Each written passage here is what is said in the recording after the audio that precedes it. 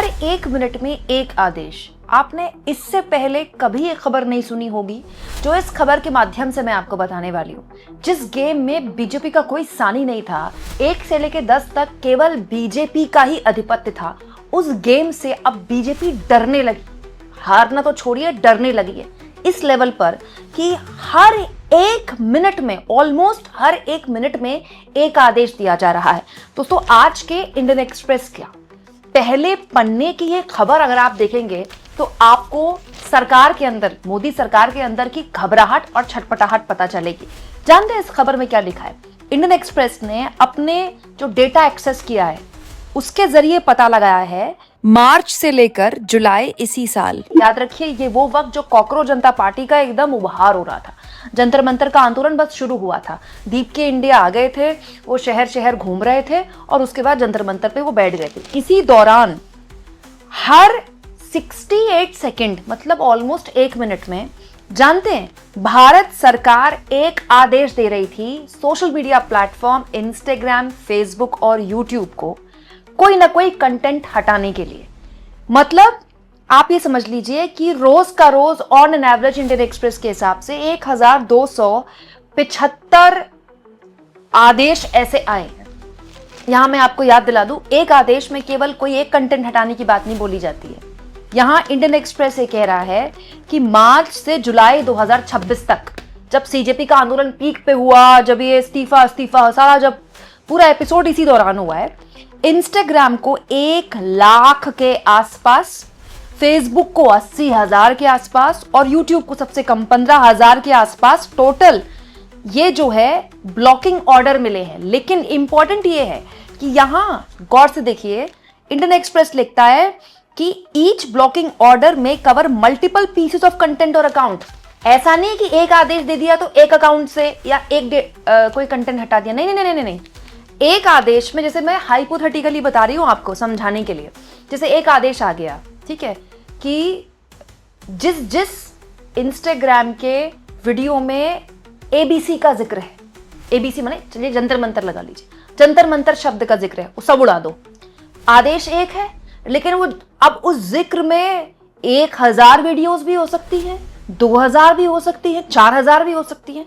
तो ये जो एक आदेश है, इस एक आदेश को एक आदेश की तरह ना मानिए आप, इसका बहुत बड़ा जो फाइनल जो नतीजा होता है वो बहुत बड़ा होता है। दोस्तों, यहां मैं आपको याद दिला दूं, बीजेपी के पास इस देश का सबसे बड़ा आईटी सेल है। आज भी सबसे ज्यादा रिसोर्सफुल आईटी सेल है।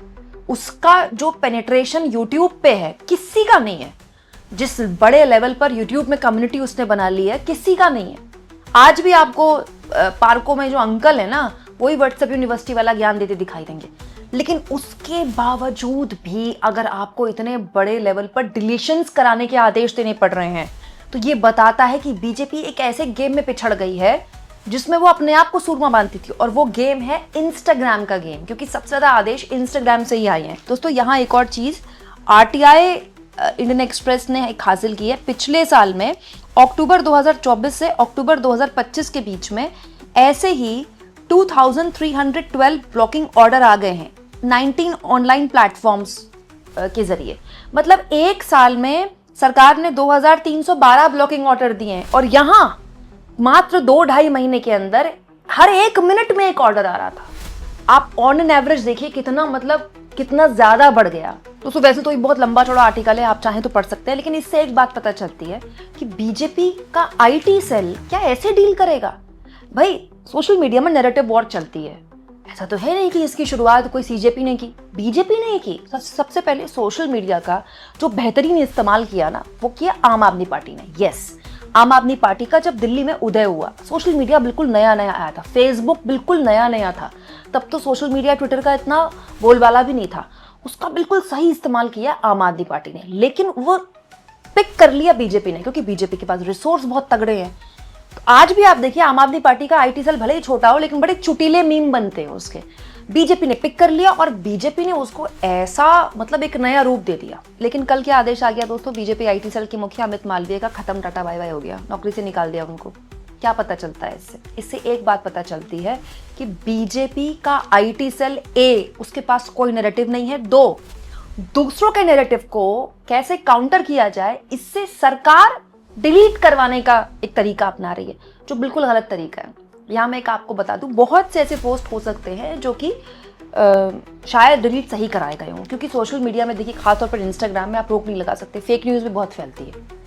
लेकिन ये बात भी सच है कि बहुत सारी ऐसी चीज़ें भी हटवाई जाती हैं जो सरकार नहीं चाहती कि फैले, सरकार को नुकसान पहुंचाने वाली। अब कैसे पता लगाया जाए कि हर एक मिनट में जो आदेश आ रहा था वो सरकार के विरोध में था कि सरकार के समर्थन में था? अब इसको तो आप नहीं पता लगा सकते ना। लेकिन इससे एक बात पता चलती है कि जिस नैरेटिव को बीजेपी काउंटर नहीं कर पा रही, उसको डिलीट करवा पा रही है क्या? और क्या डिलीट करवा पाने से हो जाएगा? मतलब आपने हर एक मिनट में एक आदेश दिया, उसके बाद भी आपको इस्तीफा करवाना पड़ा। मतलब इस्तीफा आखिरी में हुआ है, उससे पहले सोशल मीडिया वॉर जीतने की एक पूरी जोर आजमाइश की गई।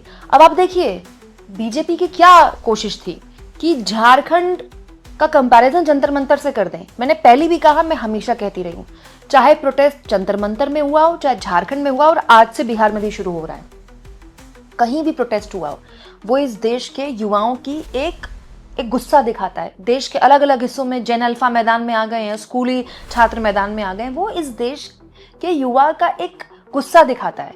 लेकिन जंतर मंतर अलग था, क्योंकि झारखंड में पैलेट गन नहीं चली है, झारखंड में कील लगी हुई लाठियां नहीं चली हैं। ये बिल्कुल सही बात है कि झारखंड में भी लाठी चार्ज चला, झारखंड में भी टीयर गैस चली, लेकिन आप जंतर मंतर के जो मोमेंटम था ना, कल को कहीं और अगर हो जाता है और जंतर मंतर से वो बड़ा बन जाता है तो उसको आप उससे कंपेयर कर सकते हैं। लेकिन जंतर मंतर में जो कुछ भी हुआ और देश में उसका जो रिएक्शन देखने को मिला, वो किसी ने कल्पना नहीं की थी। मुझे लगता है सीजेपी के लोगों ने भी कल्पना नहीं की होगी वो। और ये इस सरकार को इस लेवल पर डरा गया। आप सोचिए कि इसको काउंटर करने के लिए अब आपको आदेश देने पड़ रहे हैं। इससे एक बात पता चलती है कि सरकार को समझ में आ गया, खेल तो हो गया है। दूसरा, सरकार को ये भी बात समझ में आ गई कि यहाँ पर बात छात्रों की नहीं, उनके माँ बाप की भी है। कल लखनऊ में एक प्रोटेस्ट हुआ, ये वाली वीडियो आपने देखी होगी। स्कूली छात्राएं सड़क पर बैठ गई। अब इन पर तो ना आप लाठी चार्ज कर सकते, ना इनको उठा के हिरासत में ले सकते, इनको तो बैठकर आपको प्रोटेक्शन देनी पड़ेगी। पुलिस खड़ी थी प्रोटेक्शन देने के लिए। ट्रैफिक पुलिस बकायदा वीडियो शेयर कर रही थी बच्चों के कि बच्चे धरने पर बैठे हैं, कृपया आप वैकल्पिक मार्ग अपनाएं। क्योंकि आप इन बच्चों के लिए क्या बोलेंगे? इनको तो आप एंटी नेशनल भी नहीं बोल सकते, ठीक है, इनको तो जॉर्ज सोरोस गैंग भी नहीं बोल सकते, इनको कौन सा पाकिस्तान और बांग्लादेश की फंडिंग के लिए बोल सकते हैं। इंपॉर्टेंट ये है कि यहाँ जो प्रोटेस्ट हुआ, ये जो लखनऊ वाला, इसमें बहुत सारी तस्वीरें माँओं की भी आई। माँओं से बच्चियाँ गले लग लग के रो रही हैं और माएँ उनको चुप करा रही हैं। वही जंतर मंतर में हुआ, वही झारखंड में हुआ। बच्चे प्रोटेस्ट कर रहे थे, उनसे बड़ी जो पीढ़ी थी, उनसे ऊपर की पीढ़ी या तो उनको खाना भिजवा रही थी, या वहाँ खाना बांट रही थी, या उनके साथ खड़ी थी। ये जो दो पीढ़ियां आ गई हैं ना, ये एक बहुत बड़ी बात है। इसके बारे में कोई ध्यान नहीं दे रहा। तीसरी पीढ़ी को लेकर एक विरोध है। मैंने बहुत सारे ऐसे परिवारों में इस बीच बात की है, बल्कि परसों ही मेरी एक दोस्त से बात हो रही थी। आप यकीन नहीं करेंगे, वो खुद जेनजी नहीं है, मिलेनियल है। मतलब वो आप समझ लीजिए अर्ली 40s उनकी एज है। उनके घर में माता पिता से अबोला चल रहा था इस प्रोटेस्ट के दौरान, क्योंकि पापा हैं जो 60+ हैं और वो मोदी जी के एकदम परम भक्त, ठीक है। वो बिल्कुल इस बात पे नहीं बिल्कुल जंतर मंतर पे ये गलत नारे लग रहे हैं, ये हो रहा है इस लेवल। अब आप सोचिए, एक घर में दो पीढ़ी हैं, दोनों का आपस में एक ही मुद्दे को लेकर इस लेवल का झगड़ा हो गया कि अबोला हो गया। ये तो इस्तीफा हो गया, तो घर में बातचीत शुरू हो गई। अंत में पापा को भी बोलना पड़ा कि नहीं, इस्तीफा तो पहले करवा लेना चाहिए था। ये कुछ ऐसा हो रहा है जिसके बारे में कोई भी सोशल मीडिया का ऑर्डर डिलीट करवा के बंद नहीं कराया जा सकता। एक जनरेशनल गैप है जिसमें एक जनरेशन दूसरी से कह रही है आप गलत कर रहे हो पापा। आप मतलब जंतर मंतर में से बहुत सारे बच्चे आए जो बोल रहे थे मेरे पापा मम्मी भक्त हैं, सुनते नहीं है मेरे। ये क्या है? ये एक जनरेशनल गैप है जो हर घर में होता है, अलग अलग मुद्दों को लेकर अब पॉलिटिकली हो रहा है। ये एक ऐसी चीज है, और ये जो डिलीशन के ऑर्डर्स आप देख रहे हैं ना, चाहे वो फेसबुक के लिए हो, चाहे वो इंस्टाग्राम के हो, चाहे वो यूट्यूब के हो, ये डर दिखाता है कि ऐसे नहीं कर पा रहे तो ऐसे कर पाए। और आप सोचिए कि इसमें कुछ भी काम नहीं आया, तब आपको डिलीशन देना पड़ रहा है। हालांकि ये अपने आप में अभिव्यक्ति आज़ादी के खिलाफ भी है। कैसे पता चलेगा कि हर एक मिनट में जो आदेश आ रहा था उसमें कौन सा कंटेंट हटाने लायक था कि नहीं था? मतलब कोई भी कंटेंट बना सकता है, और ये कंटेंट बनाने में बहुत मेहनत लगती है। आप एक आदेश से उस कंटेंट को हटा दोगे? मैं आपको YouTube का बता रही हूँ, सरकार चाहे कोई भी YouTube चैनल हटवा सकती है, कोई भी वीडियो हटवा सकती है। एक वीडियो बनाने में कितनी मेहनत लगती है, एक चैनल खड़ा करने में कितनी मेहनत लगती है, सरकार एक मेल से हटवा सकती है। आप करते रहिए YouTube वालों से बात। तो ये तो एक अभिव्यक्ति की आज़ादी का मुद्दा है ही, लेकिन उससे बड़ा मुद्दा जो है वो ये है कि सरकार के पास अब उस सोशल मीडिया में नैरेटिव कंट्रोल करने का कोई रास्ता नहीं बचा सिवाय ब्लॉक के।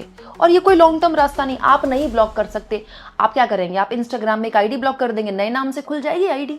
एक आदमी 50 आईडी बना सकता है, क्या कर लेंगे आप? और इंस्टाग्राम में बहुताया आईडीज आप देखेंगे बेनाम की होती हैं। तो भाई जिसको जो बोलना है वो बिना नाम के बोल देगा, आप क्या रोक लेंगे उसको? हाँ, एंटी नेशनल नहीं होना चाहिए भाई, भारत के खिलाफ नहीं होना चाहिए, लेकिन सरकार पर तो सवाल कोई भी पूछ सकता है, ये तो संवैधानिक अधिकार है उसका। आप इस डर को किस तरह से लेते हैं दोस्तों? कमेंट बॉक्स में जरूर लिखें।